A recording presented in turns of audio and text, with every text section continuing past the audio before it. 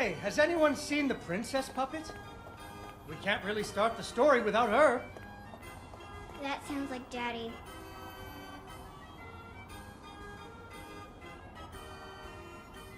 Ah, she was right here. Ah, there she is.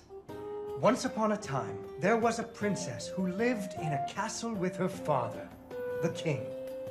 The king loved her very much because daddies loved their daughters. Unfortunately, the kingdom also had an ogre who was eating travelers because ogres do that. So the king did what kings do and promised that anyone who slew the ogre would get to marry his only daughter, the princess, and become king when he died. The king's lands were very far away, and the ogre was very large, so only one knight showed up. His name was Fred, and he fell immediately in love with the princess. Fred was a brave knight, and he marched off the next morning, singing a brave song as loudly as he could. After several days had passed, the princess got to wondering what had happened to her future husband. So she set off into the forest to look for him. The princess tracked Fred's footprints through a strange wilderness full of scary sounds and hidden dangers. Chasms filled with razor-sharp bamboo. Fortunately, she was a very brave princess who loved adventures, just like you. She used her wits to get past unexpected obstacles.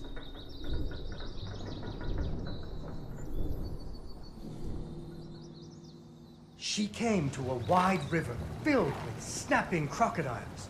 She couldn't even swim. So what do you think she did? She ran on top of their heads. That's right! It was a magical forest where the plants seemed to know each other. She had to use magic mushrooms to get high or up.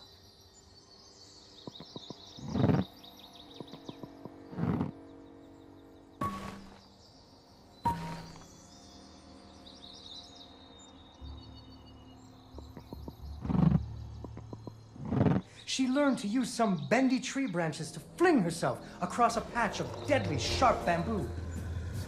As the sun was setting, she came to the giant ogre's campsite. And there, the princess discovered that the ogre had captured Fred and hung him from a tree as a snack. The ogre did not appreciate visitors at all. Even Fred seemed a little embarrassed to see her.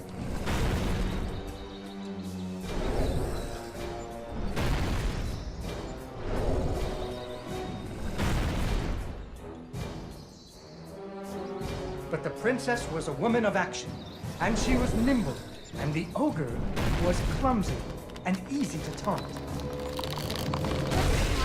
That's when you make fun of someone. You should never make fun of people, but with ogres, sometimes you have to.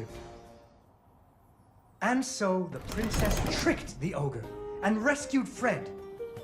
Fred didn't feel too good about it. He really loved the princess. Fortunately, the king told him about a giant spider that he could slay in order to win the princess's hand. So Fred marched off to the lair of the giant spider, singing a brave song, a little less loudly than before. After several days had passed, the princess got to wondering what had happened to her future husband. So she went off looking for him again.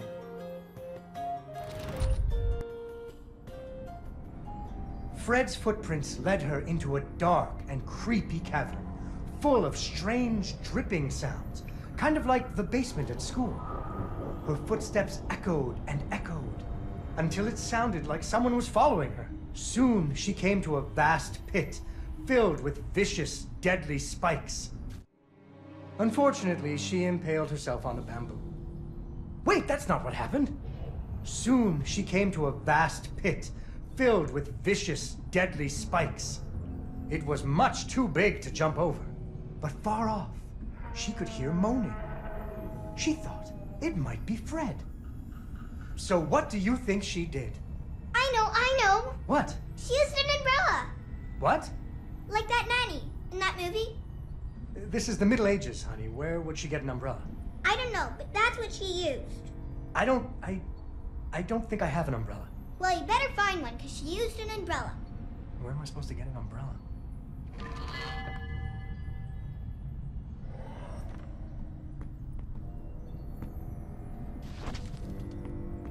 Oh, there we go. So, the princess bravely threw herself into the air, slowing her fall using an umbrella. Just like that nanny in the movie. She floated down into the cave. Deeper and deeper into the cavern she floated. She thought she could hear Fred moaning, but maybe it was only the wind.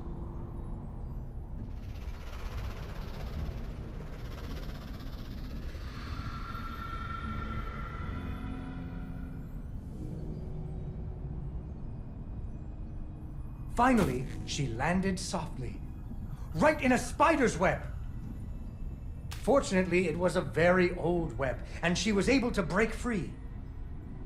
Unfortunately, the web was the only thing holding up a giant boulder. The princess needed to find somewhere to hide.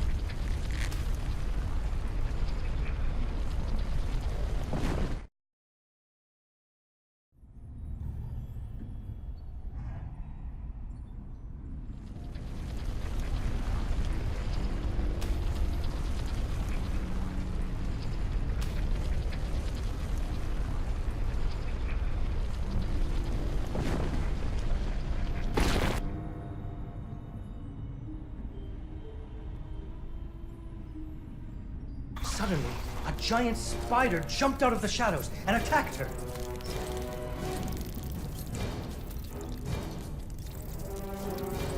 She ran and climbed and jumped and climbed, but the giant spider was very good at climbing too.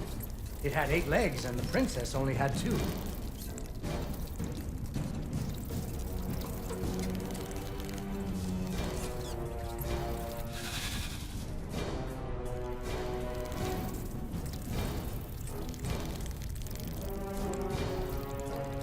Fortunately, the princess remembered how the webs were holding up boulders.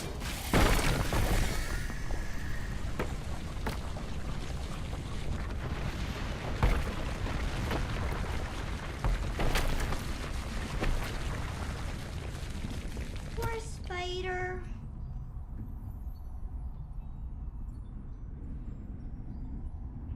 Finally, she found Fred.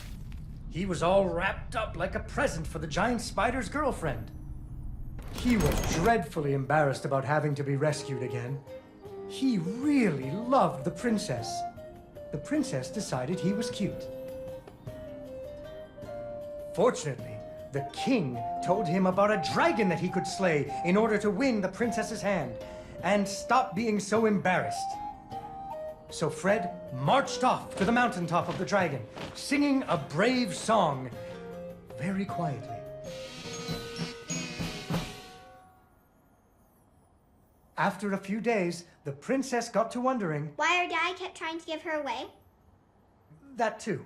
But she was worried about Fred, so she went off to find him.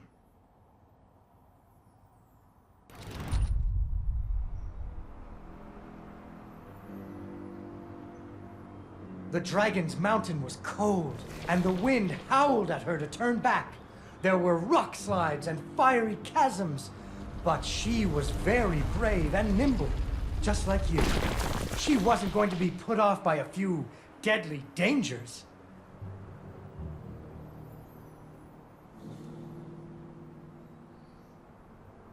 Up and up she climbed.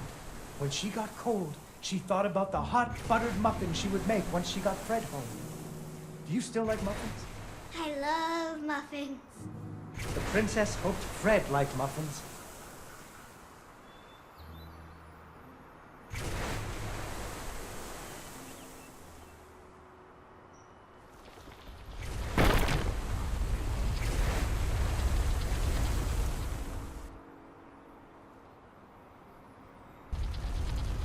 When the princess got to the lair of the dragon, she was not very surprised to see Fred hanging from the roof of the dragon's cave.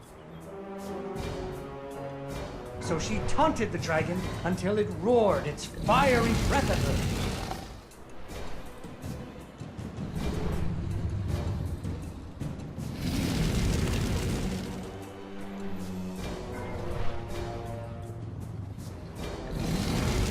Finally, burning away the ropes that were tying up Fred. And so the princess and Fred lived happily ever after.